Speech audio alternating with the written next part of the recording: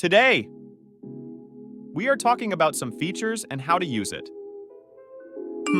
Are you tired of getting too many notifications on your phone? We're going to explore one of the incredible features that sets this security camera, Reolink Argus PT Ultra, apart, the Selective Zone feature. It's a game changer when it comes to customizing your surveillance experience. First things first, open the Reolink app on your smartphone and navigate to the settings menu. Scroll down to detection alarm. Select detection zone. Let's select person. Press paint. Now, using your finger, you can draw a zone on the picture. This is your selective zone, the area you don't want the camera to pay special attention to. See, easy as pie. You can resize and reshape it to fit your specific needs.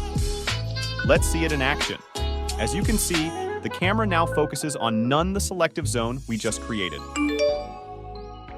Anything happening in this area will be closely monitored, ensuring you don't miss a thing. And here's the best part. You can customize notifications for activities within the selective zone. Thanks for joining us today. See you in the next one.